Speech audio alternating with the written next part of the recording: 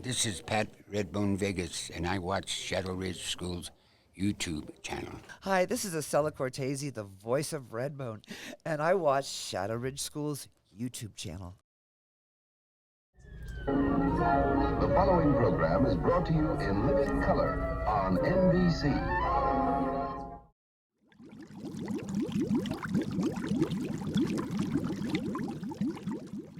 Hello, this is the Vince Vivian Experience. I'm Vince Vivian. I'm here with Owen, Lyon. Finley, Lyon. And then can you please introduce yourself? Sure, my name is Linda Baker McGuire. What connection do you have to HUSD? I started working for the junior high school, Hesperia Junior High School, and then I moved up to the high school when it opened, and I've been with the district for 34 years, and then I retired. All right. So what was William. the William. What was your? Oh, sorry. No, you.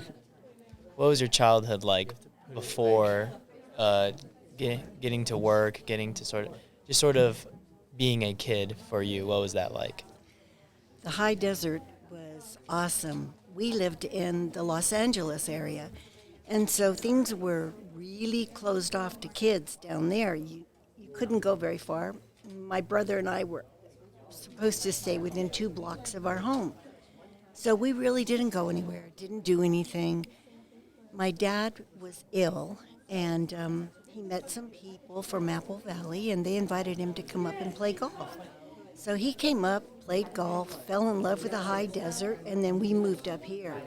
And it was like night and day. We could go anywhere. We rode our bicycles all over the place. We went down to the river. We could walk anywhere, and we weren't afraid. There wasn't anybody that was going to hurt us. Everybody was nice. It was beautiful. And we had a lot of freedom that we didn't have down in the LA area. What year did you guys move up to the high desert? 1958. Okay, yeah, so my grandfather moved up here, started a carpet company around that time, and yeah, my dad just describing how there's no street lights, you can just go and do as you please. So that sounds pretty interesting. The adventures must have been pretty extraordinary. They were amazing, yeah. And we got into a lot of mischief, like kids would do. And what my brother didn't think of, I did.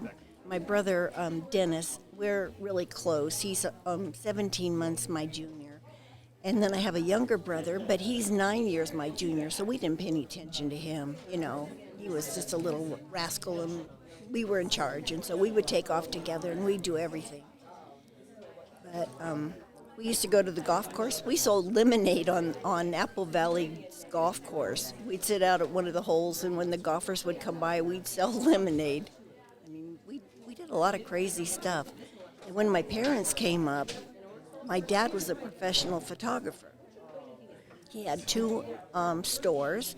One was in Hawthorne, California, and the other one was in Lawndale.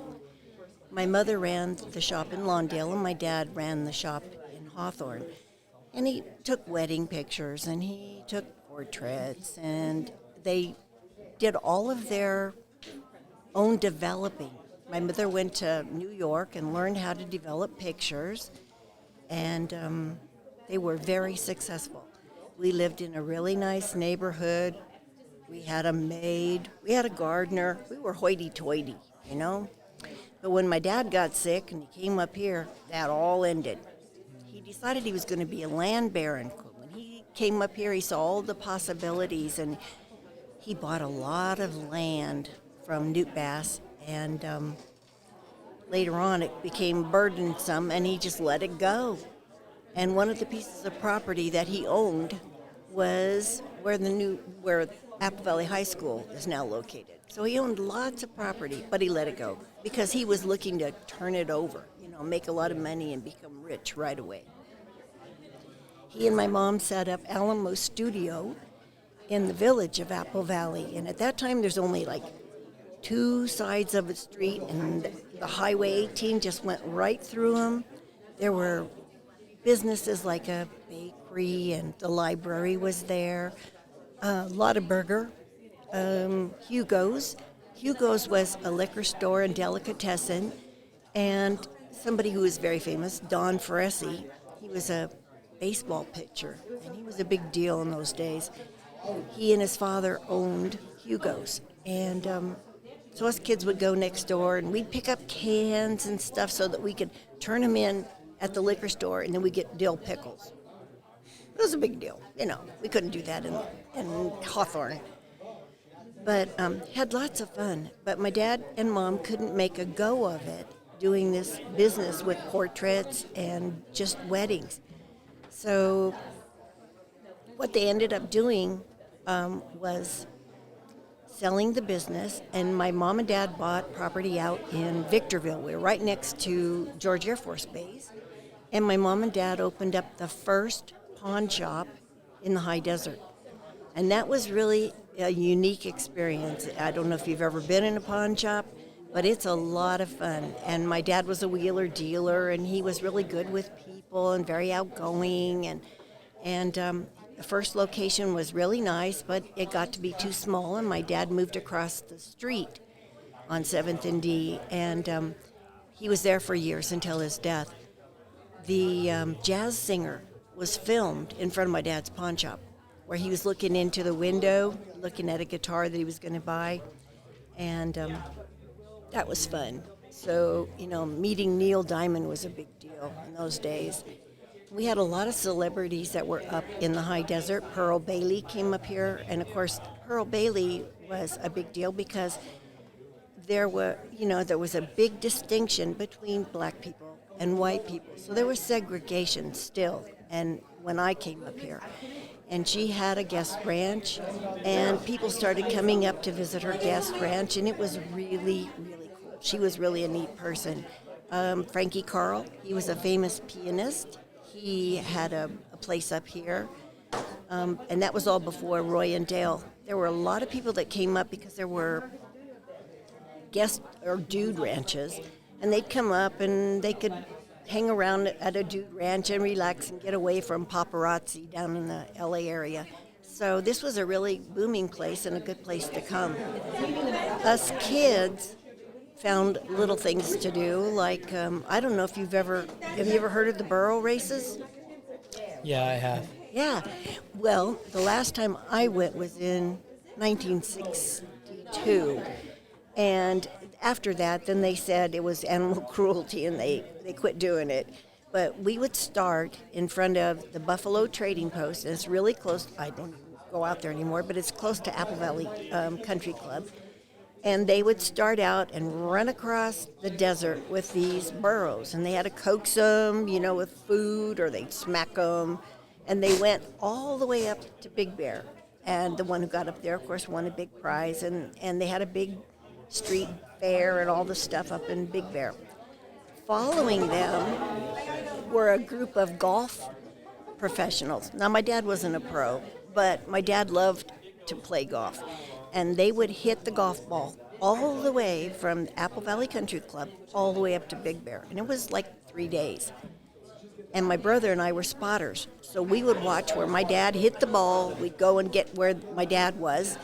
And we'd point to the ball, and my dad would hit it again. We did that for 3 days. It was a blast. And in those days, there wasn't anything there. I mean, now there's a big shopping center, but in the old days, all there was a post office, a bank, a real estate office, and that was about it in that area, in the Apple Valley Inn. So they would close off the street, and they'd have a dance the night that they kicked off the burro races. And so everybody dancing in the street. It was so much fun. It was so free, and so many people were just enjoying life. It was really fun. So is that how you would describe life in the high desert at that time? Just free? Yeah, it was free. We were free. People were really kind. I mean, you were afraid to talk to people, in the LA area. But up here, people would take care of you. I mean, they'd make sure you were safe.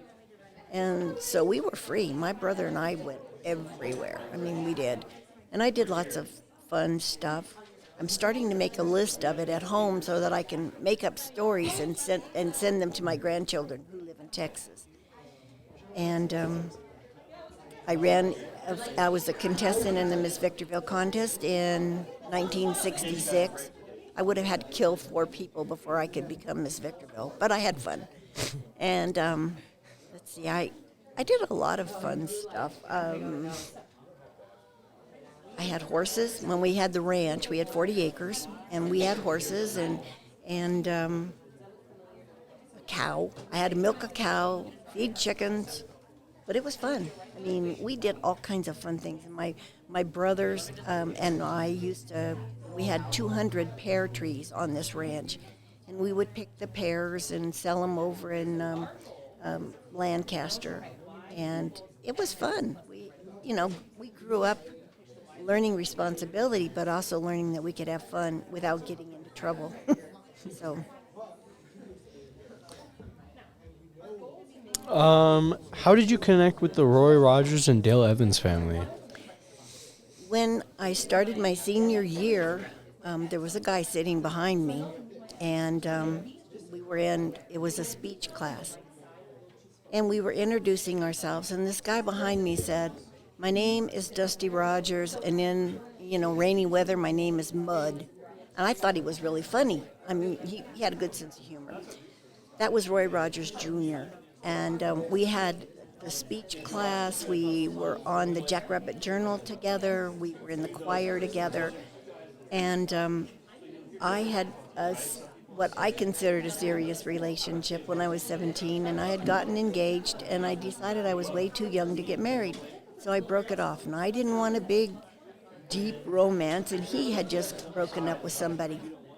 So we hung out, and we went to places together. We went to the theater. At that time, it was El Rancho Theater, and we would go there, and his dad was on a bowling league, and he introduced me to his dad, and when his dad was bowling, and I went to their house several times. The only 2 of the Rogers kids that I knew were Dodie and Dusty. I never met any of the other children, but I thought that Dale Evans was the most normal and loving person I've ever met, and she made a big impression on my life. When I'd ask her what it was like to be a celebrity, she said, "It's a job. I entertain people, and you have to do something that you like." And she goes, "I love to sing, and we love to act, but it's a job. And so we don't forget who we are, where we came from, and that's why we're able to reach out to other people." And they did. One time we were sitting in their living room, eating popcorn and watching TV, and there was a knock at the door, and Dale opened the door. She didn't have a butler that went over and opened the door. She opened the door, and it was a lady who had an orphanage, and she had all these kids in the car, and they wanted to meet Roy Rogers and Dale Evans. She invited them in. So they came into the house. She made hot chocolate. She gave them some popcorn. I was amazed. I mean, in my family, that would have been totally rude, and we would have sent them packing, because that's just the way my family was. But she was really open to it. And Roy, he had his feet up on a hassock, and he wasn't in a recliner. But he was so gracious too. He seemed almost as loving as Dale. Dale was able to put it in books and talk to people and reach people in a normal way. And she hung out with me a lot, made me feel normal and that I was special. When I got married and my second child died in crib death, she came to my house and stayed with me when I went through it. She attended my son's funeral. She also attended my dad's funeral. She was just an awesome, awesome person and really normal. And Dusty was a gentleman. His parents raised him well. He wasn't obnoxious. He wasn't puffed up on himself. He was really, really a nice person. And he was very interesting. And he had his own little laboratory in the back of the house. The house was really, it wasn't like a palace or anything. It was like 4 bedrooms. And they had like a little room where Roy had all of his, I don't know what you would call them, stuffed animals that he'd killed, a deer, a lion, and they were all in this room. It was pretty yucky, but that's where he had all of his stuff. And then Dusty had a little room where he would do some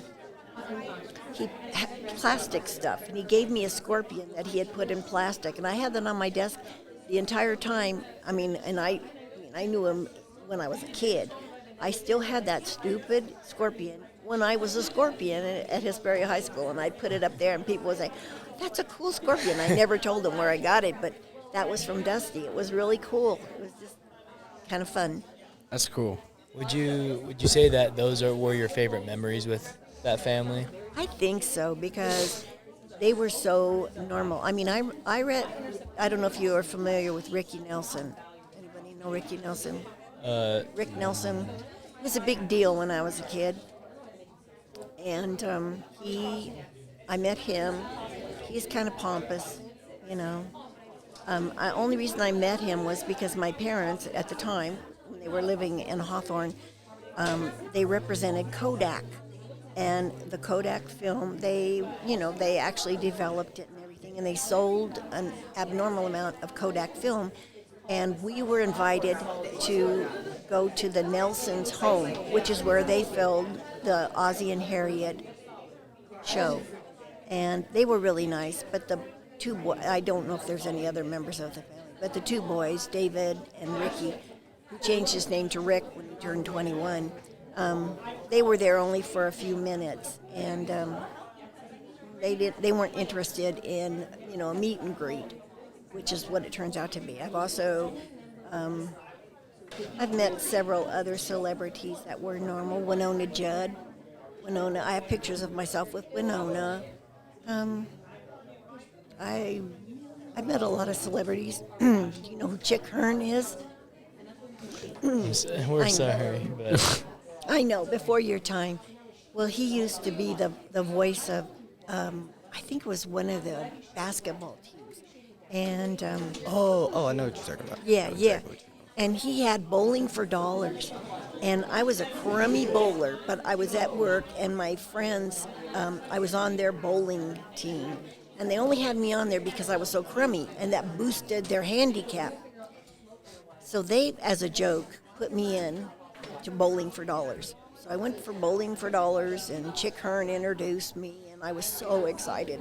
And I rolled the ball the first time. If you rolled 2 strikes, you got, it was like $800, and that day was like $1 million. I rolled the first ball, and I had a strike. I couldn't believe it, and I was so excited. Next ball, gutter ball. So, but Chick Hearn seemed to be a really nice person. I liked him. There were others. I should have put them all down because I would forget. I knew I would forget them, but... Do you think that just like meeting celebrities, because there's like a quote, they say like you should not meet your idols, because they turn out to be a crummy person, then you're just like, oh, what am I in this for? Do you think meeting people like Dale Evans, Roy Rogers, and Chuck Hearn, people like that, do you think that them being so like nice and like hospitable towards you like allowed you to kind of have like a good image like of them more? I think so, but in those days, excuse me, I don't think that there was as many paparazzi. Now people can't even go out. People that are famous can't go out and have a hamburger without somebody snapping their picture and then making fun of the way they're eating the hamburger. It wasn't like that in the time that I knew celebrities. Celebrities were treated with respect. They were approachable, but there were boundaries, and you didn't need bodyguards, that kind of stuff. That was the way it was in that time era. Now I don't think you can be a celebrity and without having to be on your guard, where they weren't. And they were totally normal and really a loving family.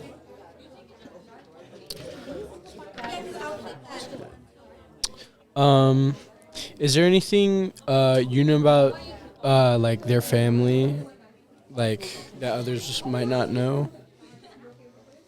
Not really. Dale wrote about 3 or 4 books. I came into the family just after they had lost Sandy, and she talked about Sandy a lot.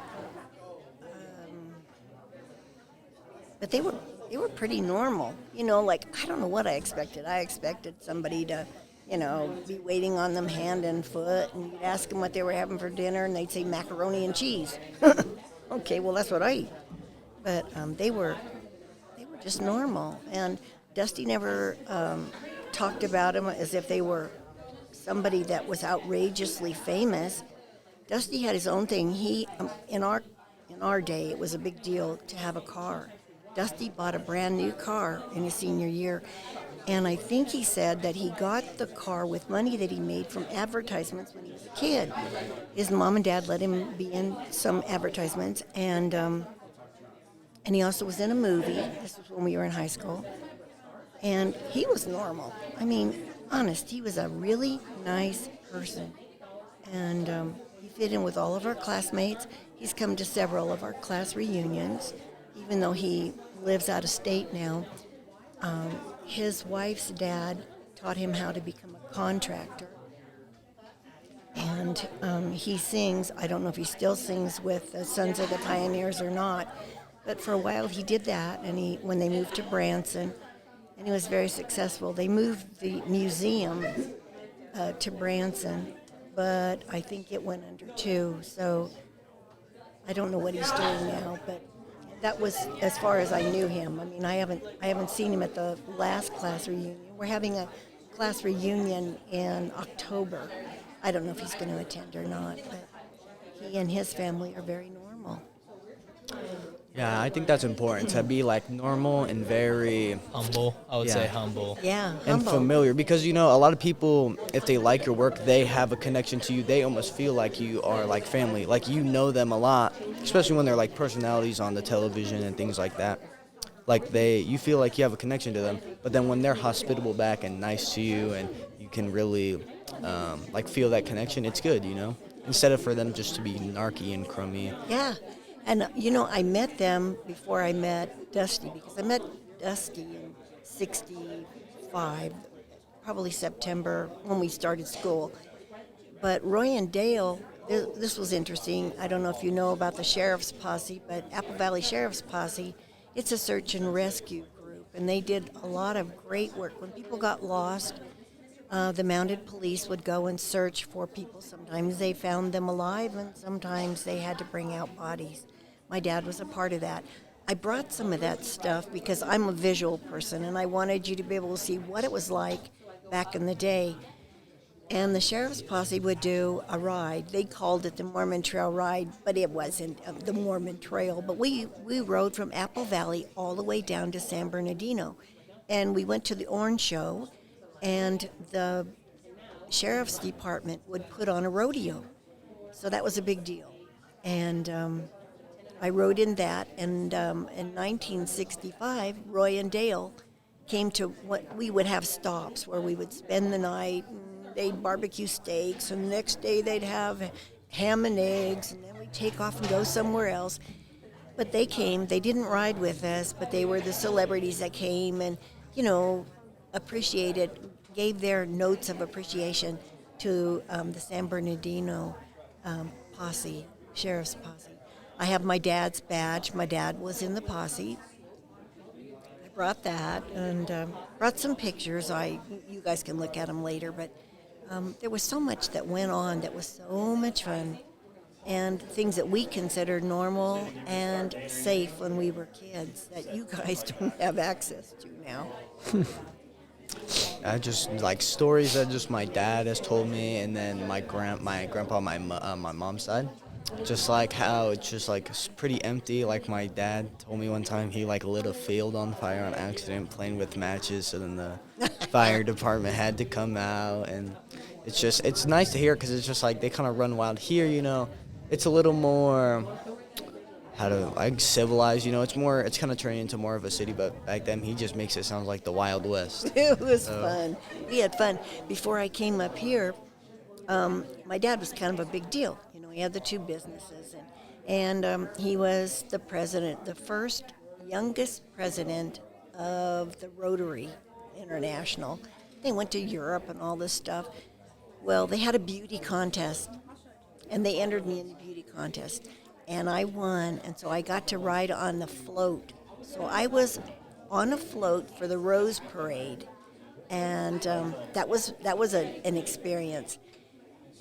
But just to say that, growing up there in the area, my dad was well known.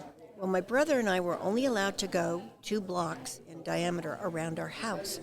We lived on Manor Drive. We got on our bikes and we went 1 block over, and there was a house. Now, it was being built, but we were kids. We didn't know that the house was being built. I thought it was being torn down. I mean, I was 8. So I bet my brother, I bet you can't hit that window, because I thought it was, they were tearing it down. My brother said, yes, I can. He threw a rock, missed it. Well, I took a rock, I threw it at it, and it was a plate glass window, and I shattered it. It was amazing. And I was jumping around, and I was so gleeful. Well, a lady across the street saw us, and she yelled at us, hey, you kids. My sneaky little brother got on his bicycle, and he ran away. Well, I went to the lady. I didn't think I'd done anything bad. Well, and she told me that they had been building the house. I thought it was, like, haunted. I made up stories. So she called the police. Would you believe that at 8 years old, I was in jail? Yeah. But they knew my dad. What? Yeah. So they knew my dad. My dad came down. Here I am sitting in a jail. Of course, I don't know that it's a bad thing. They were nice to me. It wasn't like they, beat me up or anything. But I'm sitting in a jail cell, and my dad has to come and get me out, and he's appalled. Of course, they're all laughing. So he takes me home, and he tells me, you're going to pay for that window. Okay, fine. Well, I had an allowance, $25 a week. That's not going to pay for a plate glass window, but I didn't know that as a kid. So he made my brother and I both give up our allowances to pay for the window that I broke. But it was fun. I'm a good shot. Yeah, right? So now tell me about your dad. What was the name of the carpet company? Lyon's floor covering, so Lyon. So Jerry Lyon is my grandfather's name, and then my dad's name is Jerry Lyon Jr. So he works for the school district, actually. He's a vice principal at Topaz Elementary. Cool. So, so my grandfather and my grandmother had 7 kids, right? So my dad's the second oldest. He's the oldest boy. They had 5 boys and 2 girls. So you imagine how that is, 5 boys all around the same age in the middle of the desert. Yeah. Just, I bet they had fun. oh yeah, stories are crazy, but yeah, I mean most stayed around. A couple of them, live down the hill, but all of them still live in California. So it's still nice, family reunions.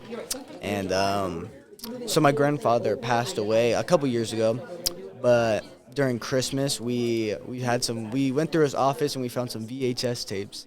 And everyone, it's just so funny just seeing like all the personality of just like our more solemn uncles now. Our dads, Yeah. our uncles, even our aunts. They were wild, dude. Like, there's this one of them at a motel, or was it motel or hotel? But it was like a pool, and they were all just jumping in, and then like 3 of them just jumped on one of them. Like I think it was his dad and my dad. And then one of our uncles jumping on one of our aunts and just crushing them in the water. How funny. We used to go Apple Valley Inn. It was a big deal. There was only 2 places where you held anything of importance. Apple Valley Inn was one, and the Green Tree was the other. And I brought a picture from Green Tree. I forgot to tell you that I met Ronald Reagan, another really cool dude. And he was running for governor. And he was at the Green Tree Inn, and he gave a presentation and asked for support in May of 1966. And I took the picture because I was only 17. And the other girls that are in the picture were also Miss Victorville contestants, but they were 18, voting age. And so I took the picture, I brought it, and it's my mom standing next to Ronald Reagan, and he was pretty cool. But you should have seen what I had to go through just to get the date, because I couldn't remember. It was over 60 years ago. And they said, oh, Ronald Reagan's never been to Green Tree. Yeah, he was. So I contacted the museum, the Ronald Reagan Museum, and they said, oh yeah, he did a stop there May 17th, had a dinner meeting. So anyway, I put that from, his museum. I put it on the back of the picture, and I had the picture. I brought it with me so you could see it. But Apple Valley Inn, we used to take a hayride, and you could get on a hayride with for real horses. Not my dad used to do hayrides when we had our ranch, but he used a tractor, and all of his kids would pile in. All of my buddies from church and school, and he'd take us down to the river, and we'd make a bonfire and cook hot dogs down there. It was fun. But Apple Valley Inn, you got on a for real buckboard, and it took you up into the hills, and they had a lot of I guess they were celebrities up there, and everybody was having like a steak, a cookout. That was fun. And they also hosted an Olympic team. An Olympic team came and practiced at the pool, because it was an Olympic-sized pool at Apple Valley Inn. I mean, Apple Valley Inn was a big deal. We also had, I guess he was an ace, and he was so famous. I can't even remember his name. I want to say McConnell. I'm not sure. But the townspeople actually raised money, and they built a house for this ace. And it was on Highway 18. It was pretty cool.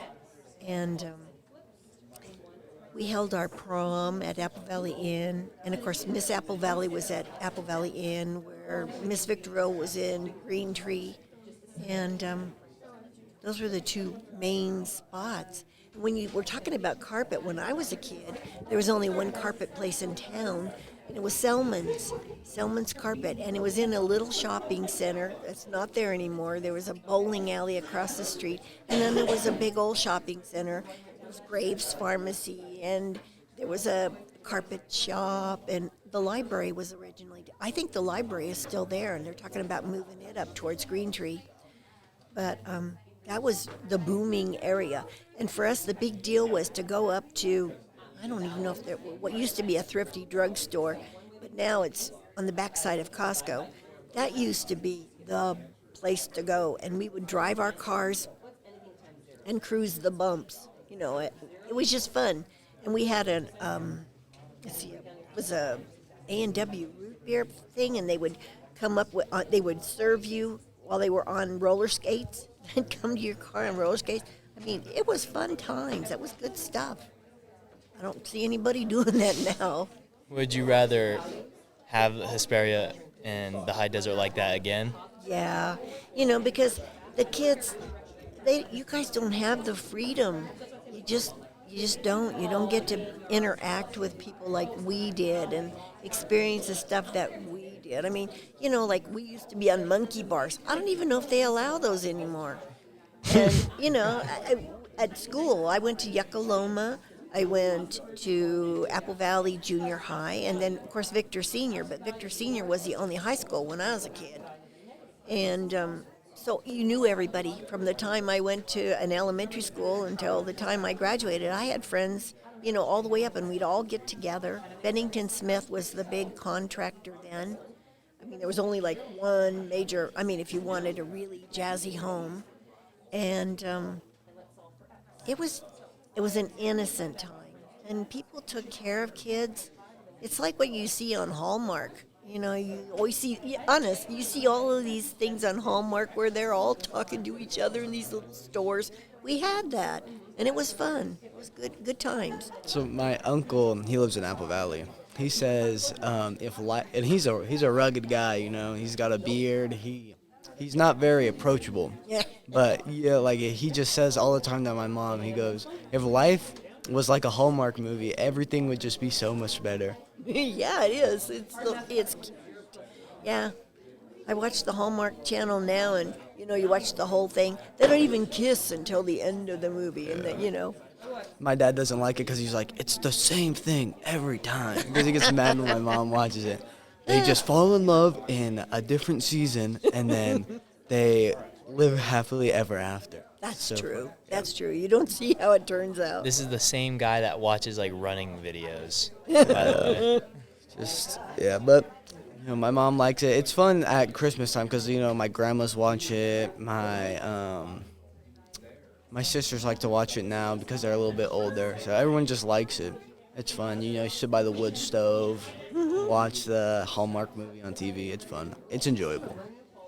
Yeah, we were pretty limited when we grew up. There was like Channel 5, Channel 9, maybe 13 and 11. Oh, I don't know if we had 2 or 4, but, and we had rabbit ears. You had to put these rabbit ears up on the top of your TV and turn it just the right way so you could actually see a picture. I mean, we were pretty limited. But most of the stuff that we watched was also innocent. You know, it really was the Hallmark programs of our time. All right. Well, That was all of our questions. Do you have any questions for us? Or do you have any advice you can give to us or to other students? I would just say be safe, but, follow your heart, follow your dreams. There's still people out there that are really nice, and you'll have a good experience. I mean, I graduated from Victor Valley Senior High School in 1966. It was great times, and I still love some of the people that were in my class. And you have those friendships and those bonds, and you can still do that. And there's still stuff that you can do that will bring back memories for you when you're an old buzzard like me. Now it's like you can rent me out for campfires, and I can tell you stories. But, I think you've got an opportunity to do great things. I mean, there's so many things now that, computers are amazing, but they're smarter than me. Even my phone is smarter than me. It's kind of intimidating, but I have nephews and great-nephews that will help me. One of my nephews just started here. I don't know if he's here today or not. Otherwise, he'd be here. He'd talk to me. But he's smart. They do everything on the computer, all of that stuff. Where we talk to people, you guys just talk to each other. I can go into a house and kids are sitting there. They're talking to each other on their phones. They'll turn around and say, and talk to you. They talk to each other on their phones. Maybe that doesn't show emotion, so like when you get mad or whatever. But it's you kind of lost some of that stuff that we had. Well, I like to look at it like if you talk to someone over a screen, it's just like less consequence, because like you can make them mad and they can't do anything about it. So, but also it takes away like the pure human emotion when you talk to someone. Exactly. Well, you can do it all in caps, like you're yelling, but that's not the same thing. It's just really dehumanizing. Yeah, it is. Especially like with other kids who that's all they do. Yep, The only thing they ever do is on their iPad or on their phone or something. I know they can't leave the house. It was funny because when my grandchildren were little, oh man, we used to entertain them and take them places and, places, a maze. We would take them, to mazes and they would go around and try to find their way in a maze because that's the stuff we did up here. We took them miniature golfing. And when I told them the story about the first time I played miniature golf up here, it was out at Dead Man's Point. There was a golf area. It was like a little bitty miniature golf course. Well, I hit the ball into the hole. A rabbit jumped out, a jackrabbit. I mean, but, it had all the same things that you'd find at a regular miniature golf course, but nobody ever used it, so I guess it was nice and warm in there for a rabbit, but scared us to death.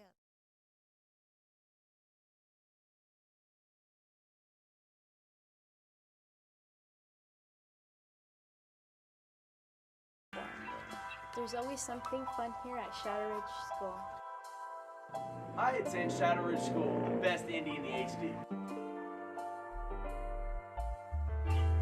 Hi, my name is Aaliyah Fowler, and I'm from Shadow Ridge, the best indie school out here in Hesperia. You know what it do. I go to Shadow Ridge School, the best indie in HD.